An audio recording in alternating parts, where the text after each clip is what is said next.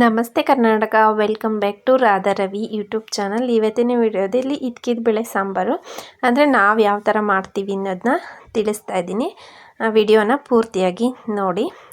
ಈಗ ಫಸ್ಟು ನಾನು ಒಂದು ಬಾಣಲೆ ಇಟ್ಕೊಂಡಿದ್ದೀನಿ. ಅದಕ್ಕೆ 1 ಸ್ಪೂನಷ್ಟು ಎಣ್ಣೆ ಹಾಕ್ಕೊಂಡು ಅದಕ್ಕೆ ಈರುಳ್ಳಿ ಟೊಮೊಟೊ ಎಲ್ಲ ಹಾಕ್ಕೊಂಡು ಟೊಮೊಟೊ ಮತ್ತು ಈರುಳ್ಳಿ ಎಲ್ಲ ಚೆನ್ನಾಗಿ ಸಾಫ್ಟ್ ಆಗೋವರೆಗೂ ಹಾಗೆ ಫ್ರೈ ಮಾಡ್ಕೊತಾ ಇದ್ದೀನಿ. ನಾನು ಈ ಥರ ಅಂದರೆ ಫ್ರೈ ಮಾಡಿ ಮಾಡ್ತಾಯಿದ್ದೀನಿ. ಹಸಿದು ಹಾಕ್ಕೊಂಡು ಮಾಡ್ತಾರೆ, ಬಟ್ ನನಗೆ ಟೇಸ್ಟು ಅಷ್ಟೊಂದು ಇಷ್ಟ ಆಗಲ್ಲ ಆ ಥರ ಮಾಡಿದಾಗ.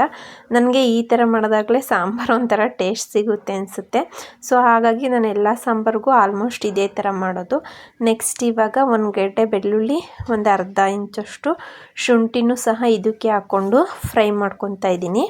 ನೆಕ್ಸ್ಟ್ ಇವಾಗ ಅದೆಲ್ಲ ಫ್ರೈ ಆಗೋಷ್ಟೊತ್ತಿಗೆ ಒಂದು ಸ್ವಲ್ಪ ಚಕ್ಕೆ, ಲವಂಗ, ಕೊತ್ತಂಬರಿ ಸೊಪ್ಪು ಮತ್ತು ತೆಂಗಿನಕಾಯಿ ತುರಿ, ಸ್ವಲ್ಪ ಕಡಲೆ, ಗಸಗಸೆ ಎಲ್ಲ ಹಾಕ್ಕೊಂಡು ನಾವು ಫ್ರೈ ಮಾಡಿ ಇಟ್ಕೊಂಡಿರ್ತೀವಲ್ಲ ಅದನ್ನು ಸಹ ಇದಕ್ಕೆ ಹಾಕ್ಕೊಂಡು ರುಬ್ಕೊಳ್ಳೋದು. ಒಬ್ಬೊಬ್ಬರು 2 ಖಾರ ರೆಡಿ ಮಾಡ್ತಾರೆ, ಕಾಯ್ದೆ ಒಂದು ಮತ್ತು ಅದು ಟೊಮೊಟೊ ಎಲ್ಲ ಬೇಯಿಸ್ಕೊಂಡಿರ್ತೀವಲ್ಲ ಅದೇ ಒಂದು. ನಾನು ಆ ಥರ ಏನು ಮಾಡಲ್ಲ, ಡೈರೆಕ್ಟು ಇದಕ್ಕೆ ಒಂದಕ್ಕೆ ಹಾಕ್ಕೊಂಡು ರುಬ್ಕೊತಾ ಇದ್ದೀನಿ. ನೆಕ್ಸ್ಟು ಮನೆಯಲ್ಲಿ ಏನಿರುತ್ತೆ ಧನಿಯಾ ಪುಡಿ ಅದನ್ನು ಹಾಕ್ಕೊತೆ. ಅಂದರೆ ಧನಿಯಾ ಪುಡಿ ಅಂತಂದರೆ ನಾವು ಸಾಂಬಾರು ಪುಡಿ ಮಾಡ್ಕೊಂಡಿರ್ತೀವಲ್ಲ ಅದನ್ನೇ ಸ್ವಲ್ಪ ನಾನು ಒಂದು 4 ಸ್ಪೂನಷ್ಟು ಹಾಕ್ಕೊತಾ ಇದ್ದೀನಿ. ನಾನು ಸಾಂಬಾರ್ದು ಕ್ವಾಂಟಿಟಿ ಸ್ವಲ್ಪ ಜಾಸ್ತಿ ಮಾಡ್ತಾಯಿದ್ದೀನಿ, ಅದಕ್ಕೆ ಸ್ವಲ್ಪ ಇಂಗ್ರೀಡಿಯೆಂಟ್ಸು ಸಹ ಜಾಸ್ತಿ ಆಗಿದೆ.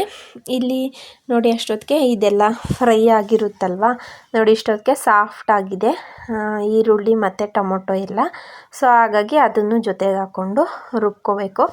ಇವಾಗ ಒಂದು ಪಾತ್ರೆ ಇಟ್ಕೊಂಡಿದ್ದೀನಿ. ನಾನು ಕುಕ್ಕರಲ್ಲಿ ಮಾಡಲ್ಲ. ಕುಕ್ಕರಲ್ಲಿ ಮಾಡಿದಾಗ ಅದು ಅಂದರೆ ಕೂಗ್ಬಿಡುತ್ತಲ್ಲ ಜಾಸ್ತಿ, ಒಂಥರ ಎಲ್ಲ ಕಾಳೆಲ್ಲ ಕದ್ರೋದಂಗೆ ಅನಿಸುತ್ತೆ. ಸೊ ಹಾಗಾಗಿ ನಾನು ತಪ್ಪಲೆನಲ್ಲೇ ಮಾಡ್ಕೊತಾ ಇದ್ದೀನಿ. ಇವಾಗ ತಪ್ಪಲೆ ಬಿಸಿ ಆದಮೇಲೆ 1 ಸ್ಪೂನಷ್ಟು ಎಣ್ಣೆ ಮತ್ತು 1 ಸ್ಪೂನಷ್ಟು ತುಪ್ಪನ ಹಾಕ್ಕೊಂಡು ಅದು ಬಿಸಿ ಆದಮೇಲೆ ಸಾಸಿವೆನ ಹಾಕ್ಕೊಂಡಿದ್ದೀನಿ. ನೆಕ್ಸ್ಟ್ ಇವಾಗ ಕರ್ಬೇವಿನ ಸೊಪ್ಪು ಹಾಕ್ಕೊತಾ ಇದ್ದೀನಿ. ಹಸಿ ಕರ್ಬೇವಿನ ಸೊಪ್ಪಿದ್ರೆ ಚೆಂದ, ಟೇಸ್ಟ್ ತುಂಬಾ ಚೆನ್ನಾಗಿರುತ್ತೆ. ಇದ್ಕಿದ ಬೇಳೆ ಸಾಂಬಾರ್ಗಾಗಿರ್ಬೋದು ಅಥವಾ ಮೊಳಕೆ ಕಟ್ಟಿದ ಕಾಳು ಸಾಂಬಾರ್ಗಾಗಿರ್ಬೋದು, ಹಸಿ ಈರುಳ್ಳಿ ಇದ್ದರೆ ಹಸಿ ಕರ್ಬೇವಿನ ಸೊಪ್ಪಿದ್ರೆ ತುಂಬ ಚೆನ್ನಾಗಾಗುತ್ತೆ. ಮತ್ತು ಈರುಳ್ಳಿನೂ ಸಹ ಹಾಕ್ಕೊಂಡು ಅದೆಲ್ಲ ಸ್ವಲ್ಪ ಫ್ರೈ ಆದಮೇಲೆ ನಾವು ಕಾಳು ಏನು ಇಟ್ಕೊಂಡಿದ್ವೋ ಆ ಕಾಳನ್ನ ಹಾಕ್ಕೊಂಡು ಫ್ರೈ ಮಾಡ್ಕೋಬೇಕು. ಅಂದರೆ ಒಗ್ಗರಣೆಲಿ ಒಂದು ಸ್ವಲ್ಪ ಹೊತ್ತು ಬಾಡಿಸ್ಕೋಬೇಕು. ನೆಕ್ಸ್ಟು ಒಂದು ಚಿಟಿಕೆಯಷ್ಟು ಅರಿಶಿನ ಹಾಕ್ಕೊತಾ ಇದ್ದೀನಿ. ಅರಿಶಿನ ಹಾಕ್ಕೊಂಡು ಮಿಕ್ಸ್ ಮಾಡ್ಕೊಳ್ಳಿ. ಅದೆಲ್ಲ ಒಂದು ಸ್ವಲ್ಪ ಒಗ್ಗರಣೆ ಎಲ್ಲ ಕಾಳಿಗೆ ಮಿಕ್ಸ್ ಆಗಬೇಕು. ಸೊ ಹಾಗಾಗಿ ಮಿಕ್ಸ್ ಮಾಡ್ಕೊತಾ ಇದ್ದೀನಿ. ಈ ಸೀಸನ್ ಸ್ಟಾರ್ಟ್ ಆದಮೇಲೆ ಫಸ್ಟ್ ಟೈಮ್ ಮಾಡಿರೋದು, ಅಂದರೆ ಇದು ಜಾಸ್ತಿ ದಿನನೇ ಆಗಿತ್ತು ವಿಡಿಯೋ ಮಾಡಿಕೊಂಡು, ಬಟ್ ನನಗೆ ಎಡಿಟ್ ಮಾಡೋದಕ್ಕೆ ಟೈಮ್ ಸಿಕ್ಕಿರಲಿಲ್ಲ. ಇವಾಗ ಸಣ್ಣದಾಗಿ 1 ಟೊಮೊಟೊ ಕಟ್ ಮಾಡ್ಕೊಂಡಿದ್ದೆ, ಅದನ್ನು ಸಹ ಹಾಕ್ಕೊಂಡು ನಾವೇನು ರುಬ್ಬಿಟ್ಕೊಂಡಿರ್ತೀವಲ್ಲ ಮಸಾಲೆ ಅದನ್ನೆಲ್ಲ ಹಾಕ್ಕೊಂಡು ಚೆನ್ನಾಗಿ ಮಿಕ್ಸ್ ಮಾಡ್ಕೋಬೇಕು. ಆ್ಯಕ್ಚುಲಿ ನಾನು ಒಂದು 3 ದಿವಸ ಅಂದರೆ ಒಂದು ದಿವಸ ತಗೊಂಬಂದು ಅವರೆಕಾಯಿ, ಒಂದು ದಿವಸ ಸುಲಿದಿಟ್ಟು, ಒಂದು ದಿವಸ ನೆನೆಸಿ, ಇನ್ನೊಂದು ದಿವಸ ಇಟ್ಕಿದ್ದು ಕೆಲ್ಸಕ್ಕೆ ಹೋಗೋರ್ಗಿದ್ದಿದೆ ಪ್ರಾಬ್ಲಮ್ಮು. ಒಂದೇ ದಿನ ಮಾಡೋಕ್ಕಾಗಲ್ಲ. ಸೊ ಹಾಗಾಗಿ ನಾನು 3 ದಿವಸಕ್ಕೆ ಸಾಂಬಾರು ಮಾಡಿದೆ ಅಂತಲೇ ಹೇಳ್ಬೋದು.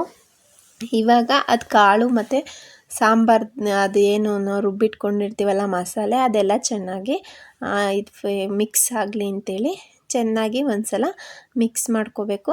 ಮತ್ತು ಇವಾಗ ರುಚಿಗೆ ತಕ್ಕಷ್ಟು ಉಪ್ಪು ಹಾಕ್ಕೊಂಡು ಅದು ಸ್ವಲ್ಪ ಮಸಾಲೆ ಎಲ್ಲ ಹಸಿ ವಾಸನೆ ಏನೂ ಇರಲ್ಲ, ಬಟ್ ಒಂದು ಸಲ ಮಿಕ್ಸ್ ಮಾಡಿಕೊಂಡು ನಮಗಿವಾಗ ಎಷ್ಟು ನೀರು ಬೇಕೋ ಅಷ್ಟು ನೀರನ್ನು ಹಾಕ್ಕೋಬೋದು.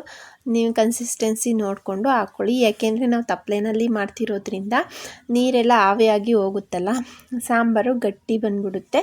ಸೊ ಹಾಗಾಗಿ ನಾನು ಸ್ವಲ್ಪ ಜಾಸ್ತಿನೇ ನೀರು ಹಾಕ್ಕೊತಾ ಇದ್ದೀನಿ, ಯಾಕೆಂದರೆ ಕಾಳು ಬೇಯೋದಕ್ಕೆ ಕುಕ್ಕರಲ್ಲಾದರೆ ಬಟ್ ಅಷ್ಟು ನಾವು ಎಷ್ಟು ಇಡ್ತೀವೋ ಅಷ್ಟು ಅಂದರೆ ಇದಾಗ್ಬಿಡುತ್ತೆ, ಕಾಳು ಚೆನ್ನಾಗಿ ಬೆಂದ್ಬಿಡ್ತಾವಲ್ಲ, ಗಟ್ಟಿ ಆಗಿಬಿಡುತ್ತೆ. ಬಟ್ ಇಲ್ಲಿ ಕಾಳು ನಾವು ನೋಡ್ಕೊಂಡು ಬೇಯಿಸ್ಕೊತೀವಲ್ಲ, ಹಾಗಾಗಿ ತಪ್ಪಲೆನಲ್ಲಿ ಮಾಡಬೇಕಾದ್ರೆ ಸ್ವಲ್ಪ ನೀರನ್ನು ಜಾಸ್ತಿನೇ ಹಾಕ್ಕೊಂಡು ಮಾಡ್ಕೋಬೋದು. ಅಂದರೆ ಸಾಂಬಾರಂತೂ ತುಂಬ ಟೇಸ್ಟಿಯಾಗಿ ಚೆನ್ನಾಗಿ ಬಂದಿತ್ತು. ನೋಡಿ ಇವಾಗ ಕುದೀತಾ ಇದೆ ಸಾಂಬಾರು ಚೆನ್ನಾಗಿ. ಸಾಕು, ಕಾಳು ಇಷ್ಟು ಬೆಂದರೆ, ಇಷ್ಟು ಗಟ್ಟಿನೂ ಸಾಕು ಅನಿಸುತ್ತೆ ಮುದ್ದೆಗೆಲ್ಲನ. ನೆಕ್ಸ್ಟ್ ಇವಾಗ ಕುದೀತಾ ಇರಬೇಕಾದ್ರೆ ಸ್ವಲ್ಪ ತೆಂಗಿನಕಾಯಿ ತುರಿನ ಹಾಕ್ಕೊಂಡಿದ್ದೀನಿ. ತೆಂಗಿನಕಾಯಿ ತುರಿನ ಹಾಕೊಳೋದ್ರಿಂದ ಟೇಸ್ಟ್ ಚೆನ್ನಾಗಿ ಬರುತ್ತೆ. ಅಂದರೆ ನಮ್ಮ ಕಡೆ ಎಲ್ಲ ಈ ಥರ ಲಾಸ್ಟಿಗೆ ಸಾಂಬಾರಿಗೆ ಹಾಕ್ತಾರೆ, ಕೆಲವೊಂದು ಕಡೆ ಹಾಕ್ತಾರೆ, ಕೆಲವೊಂದು ಕಡೆ ಹಾಕಲ್ಲ. ಈ ಥರ ಆಗಿ ಒಂದು 5 ನಿಮಿಷ ಕುದಿಸಿದ್ರೆ ಸಾಂಬಾರು ಸಹ ರೆಡಿಯಾಗಿರುತ್ತೆ.